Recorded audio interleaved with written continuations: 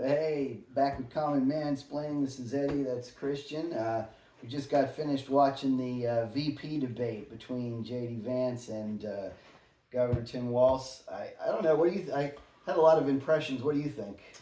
Well, my overall impression was that obviously the Tim Vance was the better debater, but that but the Tim Walz was trying to portray himself as much more of a centrist political figure than he's been. He's governed as a far left governor of a admittedly much more liberal state, Minnesota, Sure. and is now trying to appeal to a broad section, including some very conservative, much more conservative states like North Carolina, like Georgia, like Pennsylvania, and trying to downplay his partisan bona fides and playing up the he agrees a lot with Vance's ideas and positions and try to seem more pragmatic on those. I don't really buy it at this point. I mean, I can see the obvious political advantages for why he would want to do that. Right. But that I still feel like at this point it's all spoon-fed answers that have been poll-tested to appeal to the most people, and that once in power, it's not going to be anything that he's going to hold himself to. Sure. Yeah. I mean, it's theater. You're right, and I got a little bit of that from both of them. To be fair, I mean, both of them had to play this kind of balancing act. Tim Walz has to play the same game that Kamala has to play, which is I'm going to do all this great stuff, but for some reason we haven't done it yet. Right? We could do it today, but we're waiting for some reason because today doesn't get the election won. And by the same token, Vance had to play that game a little bit with some of the questions that were like, the places where he was at odds with Trump in the past. He has to play that game where he's like, well, now I've learned better, or now I was taken in by the media. The media led me astray. That's always a good one for people, right? Because everybody hates the media. Like the media ratings for media are just in the tank. So anytime you can dunk on the media, that's going to be right. That's going to be a win. Everybody's going to be nodding their head. Oh yeah. But the worst job in America is having to carry water for every stupid thing Donald Trump says. Yeah. Right.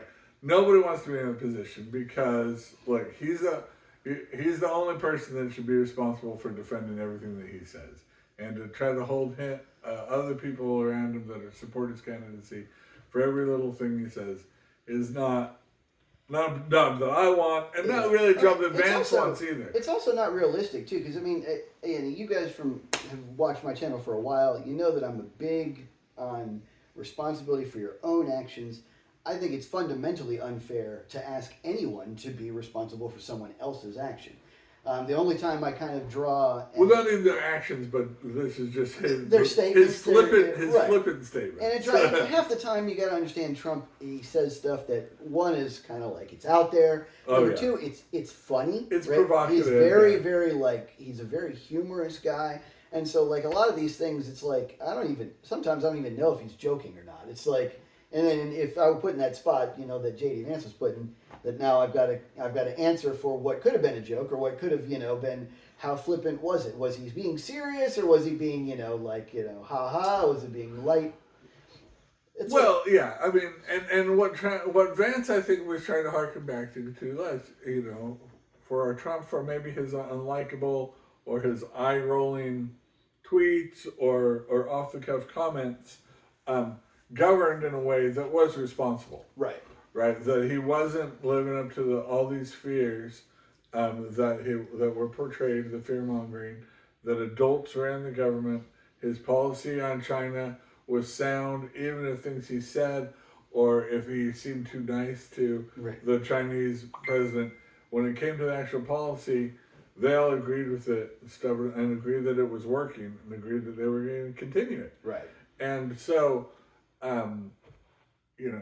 As far as posturing, I think the Democrats want to make this election again solely about Donald Trump. Right. That people will vote against or for Donald Trump. Right. It's like a And not for Tim Walz or Kamala Harris, but just against Donald Trump. Right. Because what do they have to run on anyway? Well, yeah. So, but Tim Walz is like, I'm not gonna be responsible for justifying every weird saying that Donald Trump made, but reinforce the world didn't come to an end when we governed. In fact, things were pretty good. The government was run by adults, and I would say the underplayed thing here is that Donald Trump is a disruptor of business as usual. That we're too used to our politicians just saying political things and stuff, and kind of being nice and conciliatory, and him sort of saying these edgy things, making our allies get on their toes, and everybody sort of not. I think that they need that reset every 50 years or so. Oh, absolutely. It's one of the things they said. Truman was kind of a disruptor, and he was a bit of a jerk. Right. And sometimes you need that. And look, I'm not. It's not. I think for too long, the test for presidential politics has been the goal and the vibe that they've been trying to send is, would you want to have a beer with this guy? Yeah. Right? Right. Like Hillary Clinton leaned into it too much and looked ridiculous trying to have beers sauce. with guys. Well, she tried to have beers in pubs with people. It just looked ridiculous. Yeah. And then Obama, who's the ultimate chill dude, would have guys over and they'd drink beer and ultimately, I would like to play a game of horse with President Obama more than President Trump. Right. Like, I agree with that right now. Politics all aside. And so Trump's unlikableness, they want to really play up like, how can anybody be a politician in 2024 and be this unlikable? Like Vance. Very bold. For the first time in my memory, first time since Warren G. Harding, that a presidential candidate has worn a beard. Yeah. Right. Good President point. or vice president. Point.